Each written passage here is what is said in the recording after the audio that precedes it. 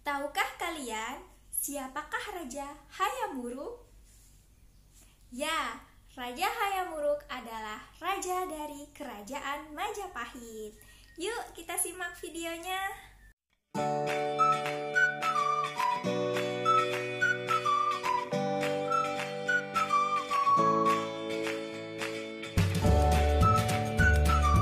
Assalamualaikum warahmatullahi wabarakatuh. Selamat pagi Soli-Solihah. Bagaimana kabarnya hari ini? Semoga kita semua selalu dalam keadaan sehat. Amin amin Allahumma amin. Hari ini kita akan belajar bersama. Nah, kemarin di sekolah kita sudah belajar tentang Kerajaan Majapahit. Masih ingat nggak? Kerajaan Majapahit terletak di sebelah selatan Sungai Baratas, tepatnya di Kecamatan Trawulan. Nah, Soli-Solihah, Kerajaan Majapahit mencapai puncak kejayaannya pada tahun 1350 sampai dengan 1389. Raja Majapahit pada saat itu adalah Raja Hayam-Wuruk dengan mahapatinya yang bernama Gajah Mada.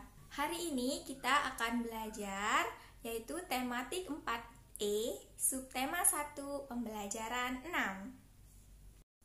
Raja Mulawarman, Raja Balaputradewa, dan Patih Gajah Mada merupakan beberapa tokoh besar yang terkenal pada masa kerajaan Hindu dan Buddha. Pada masa Kesultanan Islam juga banyak tokoh besar yang terkenal, terutama dalam berjuang melawan penjajah. Di antaranya, yang pertama ada Sultan Ageng Tirtayasa, asal dari Banten. Yang kedua ada Sultan Hasanuddin dari Goa Talo, Makassar. Dan yang ketiga ada Sultan Iskandar Muda, asal dari Aceh. Pangeran Diponegoro adalah seorang pahlawan nasional Indonesia. Pangeran Diponegoro lahir di Yogyakarta pada tanggal 11 November 1785 dengan nama Bendara Pangeran Harya Dipanegara. Beliau merupakan putra sulung Hamengkubuwono III, seorang Raja Mataram di Yogyakarta. Pangeran Diponegoro terkenal karena memimpin Perang Diponegoro atau Perang Jawa melawan pemerintah Hindia Belanda. Perang Diponegoro tercatat sebagai perang dengan korban paling besar dalam sejarah Indonesia. Perang tersebut berawal ketika pihak Belanda memasang patok di tanah milik Diponegoro di desa Tegalrejo. Saat itu, Pangeran Diponegoro sudah tidak suka dengan kelakuan Belanda yang tidak menghargai adat istiadat setempat dengan sangat mengeksploitasi rakyat dengan pembebanan pajak. Perang Diponegoro merupakan perang terbuka dengan pengerahan pasukan di kedua belah pihak yang berlangsung dengan sengit. Pertempuran terjadi di puluhan kota dan desa di seluruh Jawa. Pertempuran berlangsung sedemikian sengitnya sehingga bila suatu wilayah dapat dikuasai pasukan Belanda pada siang hari, maka malam harinya wilayah itu sudah direbut kembali oleh pasukan pribumi. Begitu pula sebaliknya. Jalur-jalur logistik dibangun dari satu wilayah ke wilayah lain untuk menyokong keperluan perang. Berpuluh kilang mesiu dibangun di hutan-hutan dan dasar jurang. Para telik sandi dan kurir bekerja keras mencari dan menyampaikan informasi yang diperlukan untuk menyusun strategi perang.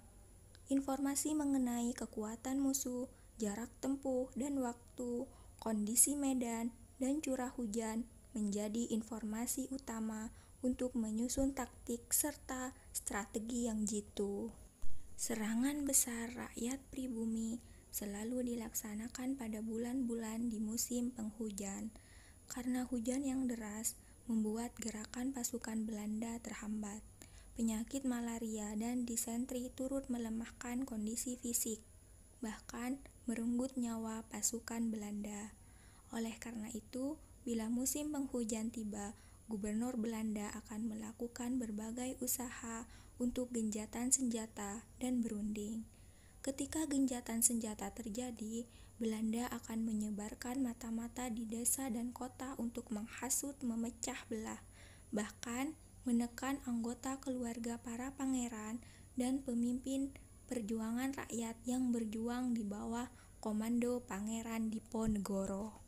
Namun, pejuang pribumi tersebut tidak gentar dan tetap berjuang melawan Belanda. Pada tahun 1827, Belanda melakukan penyerangan terhadap Diponegoro dengan menggunakan sistem benteng sehingga pasukan Diponegoro terjepit. Pada tahun 1829, Kiai Maja, pemimpin spiritual pemberontakan, ditangkap. Menyusul kemudian Pangeran Mangkubumi dan panglima utamanya Sentot Ali Basya menyerah kepada Belanda. Akhirnya, pada tanggal 28 Maret 1830, Jenderal de Kock berhasil menjepit pasukan Diponegoro di Magelang. Di sana, Pangeran Diponegoro menyatakan bersedia menyerahkan diri dengan syarat sisa anggota laskarnya dilepaskan. Pangeran Diponegoro ditangkap dan diasingkan ke Manado, kemudian dipindahkan ke Makassar, hingga wafat di Benteng Rotterdam tanggal 8 Januari 1855. Selanjutnya, kita akan belajar sinonim atau kata yang maknanya sama dengan kosakata berikut. Yang pertama ada kata sengit. Sengit sinonimnya adalah dahsyat, tegang. Yang nomor 2 ada pribumi. Sinonimnya adalah anak negeri. Yang ketiga ada strategi. Sinonimnya adalah rencana. Yang keempat ada laskar. Laskar sinonimnya adalah angkatan, pasukan. Yang kelima ada wafat. Sinonimnya adalah tutup usia, meninggal. Yang keenam ada gentar.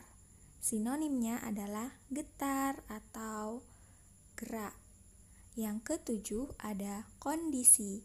Sinonimnya adalah keadaan. Yang kedelapan ada informasi. Sinonimnya adalah berita atau penjelasan. Ayo belajar. Kali ini kita akan memperdalam bahasa Indonesia, yaitu menentukan kalimat utama. Kalimat utama sama dengan kalimat pokok.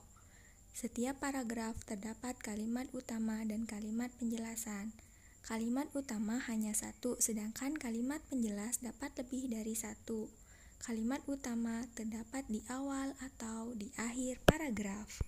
Contoh, Pangeran Diponegoro adalah salah seorang pahlawan nasional Indonesia. Pangeran Diponegoro lahir di Yogyakarta pada tanggal 11 November 1785 dengan nama Bendara Pangeran Harya Dipanegara. Beliau merupakan putra sulung Hamengkubuwono III, seorang Raja Mataram di Yogyakarta. Pangeran Diponegoro terkenal karena pemimpin perang Diponegoro atau Perang Jawa melawan pemerintah Hindia Belanda. Dari paragraf ini kita tentukan kalimat utamanya. Kalimat utamanya adalah Pangeran Diponegoro adalah salah satu pahlawan nasional Indonesia. Jadi, kalimat utamanya terletak di awal kalimat. Nah, berarti kalimat berikutnya itu semua adalah kalimat penjelas. Solih-solihah, cukup sekian untuk pembelajaran hari ini. Tugasnya adalah mengerjakan evaluasi 1 halaman 38. Dan khusus kelas 4B, silahkan untuk menuliskan nama lengkap dan kelasnya di bagian komentar untuk absensi. Terima kasih. Assalamualaikum warahmatullahi wabarakatuh.